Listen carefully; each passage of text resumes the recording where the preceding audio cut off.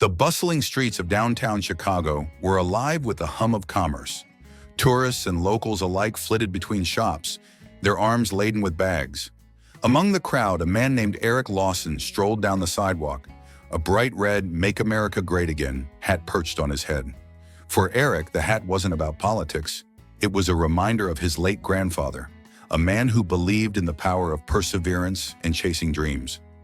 Eric, in his mid-40s, was the proud owner of Urban Vibes, a chain of high-end streetwear stores. Known for blending trendy designs with cultural authenticity, the brand has become a staple in major cities. Yet Eric preferred to keep a low profile, often visiting his stores disguised as a regular customer to observe operations firsthand. He didn't really go there to test anything or anyone, but what he didn't know was the fact that he would be the one whose patience would be tested this time. Today was one such day. Eric had decided to drop by one of his flagship stores unannounced. Dressed in a simple hoodie, jeans, and the MAGA hat, he blended effortlessly into the crowd. He stepped inside, greeted by the rhythmic beat of hip-hop music and the vibrant displays of sneakers, hoodies, and accessories. The shop's atmosphere was electric. Customers browsed the racks, and a group of teenagers admired the latest sneaker drop. Behind the counter stood Amanda, the store's manager. A sharp-dressed woman in her early 30s, Amanda prided herself on running a tight ship. She was known for her no-nonsense attitude and dedication to maintaining the brand's edgy yet inclusive image. Eric wandered through the store, examining the displays and occasionally nodding in approval. He noticed a pair of limited edition sneakers and picked them up to inspect. As he did, Amanda's eyes fell on his hat. Her expression shifted from professional detachment to visible discomfort. Amanda leaned toward one of the sales associates, whispering, "Do you see that guy? The one with the MAGA hat?" The associate glanced over and shrugged. "Yeah, what about him?" Amanda's voice tightened. "He's making the customers uncomfortable. That hat doesn't align with our brand. I'm going to ask him to leave." The associate hesitated. "Are you sure? He's just looking around." "Trust me," Amanda said firmly. "We don't need that kind of image here." Eric, oblivious to the conversation, approached the counter with the sneakers in hand. He placed them down and smiled. "I'd like to try these in a size 10, please." Amanda's professional smile returned, though it didn't reach her eyes. "I'm sorry, but we reserve the right to refuse service.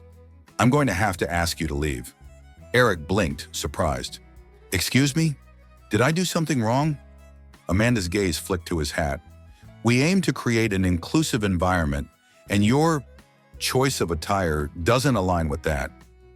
The room grew quiet as other customers began to notice the interaction. Eric's face remained calm, but his voice took on a firmer edge. "I'm just here to buy a pair of shoes.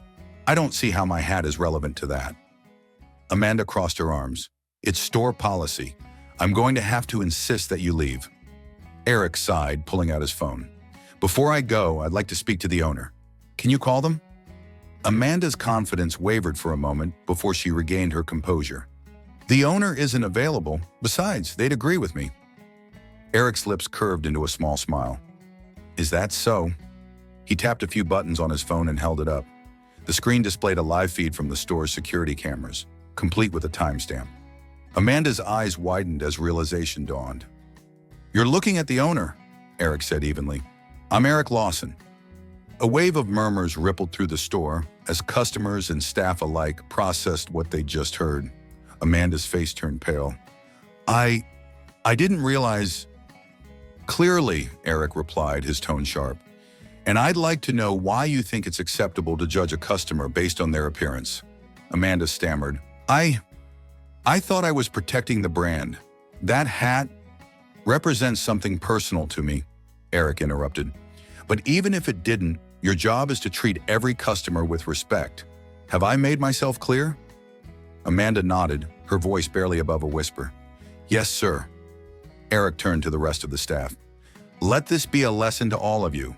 Our brand stands for inclusivity, not exclusion. That means serving everyone who walks through those doors with dignity and professionalism." The staff nodded, their expressions a mix of embarrassment and determination.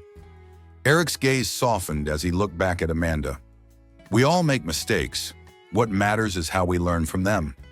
I'm giving you the chance to do better. Don't waste it. Amanda swallowed hard, nodding. Thank you, Mr. Lawson. I won't let you down. Satisfied, Eric picked up the sneakers and turned to leave. Before he walked out, he paused and addressed the room. Remember, every customer has a story. It's not our place to judge.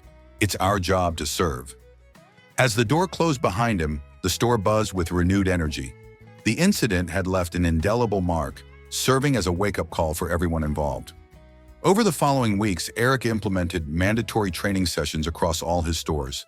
The focus was on bias awareness and customer service excellence. Amanda, now a staunch advocate for inclusivity, led many of the sessions, sharing her experience as a cautionary tale. Eric's story quickly spread, sparking debates on social media about judgment, bias, and the importance of understanding. Posts praising his handling of the situation went viral, bringing even more attention to Urban Vibes. As a result, the store chain saw a surge in customers who admired its commitment to change. Amanda, determined to prove herself, went above and beyond. She spearheaded community outreach programs, partnering with local organizations to host events promoting diversity and inclusion. Her efforts earned her the respect of her peers and a commendation from Eric himself. For Eric, the experience reinforced his belief in leading by example. During an interview with a local news station, he shared his thoughts. The hat is just a symbol, but the values it represents to me are timeless. Hard work, perseverance, and respect. It's easy to judge someone based on surface-level differences, but it takes effort to see the person behind those differences. That's the culture I want to foster in my stores. The interviewer asked, "What do you hope people take away from this story?" Eric paused, choosing his words carefully. "I hope people remember that our differences should be celebrated, not feared. Everyone has a story, and when we take the time to listen, we often find we have more in common than we think." Urban Vibes became a model for other businesses, demonstrating how to turn a negative incident into an opportunity for growth. Eric's story inspired workshops and seminars on workplace inclusivity, and he was invited to speak at conferences across the country. Meanwhile, Amanda's transformation was nothing short of remarkable. She used her platform to advocate for empathy and understanding, becoming a trusted mentor to her team. Under her leadership, the flagship store flourished, setting a new standard for customer service. 1 year after the incident, Eric returned to the flagship store. This time, he wasn't undercover. He was there to unveil a new addition to the store, a community wall featuring photographs, quotes, and stories from customers and employees. At the center was a plaque that read, "In celebration of diversity, unity, and the shared humanity that binds us all." As Eric addressed the gathered crowd, he reflected on the journey that had brought them to this moment. This wall is a testament to what we can achieve when we choose understanding over judgment. Thank you for being part of this story. The applause was thunderous, and Eric couldn't help but smile. The hat on his head felt a little heavier that day, not because of the weight of controversy, but because of the responsibility it symbolized. It was a reminder that change often starts with a single act of courage and a willingness to see beyond the surface. Have you ever witnessed someone rise above judgment to create positive change? Share your story in the comments below.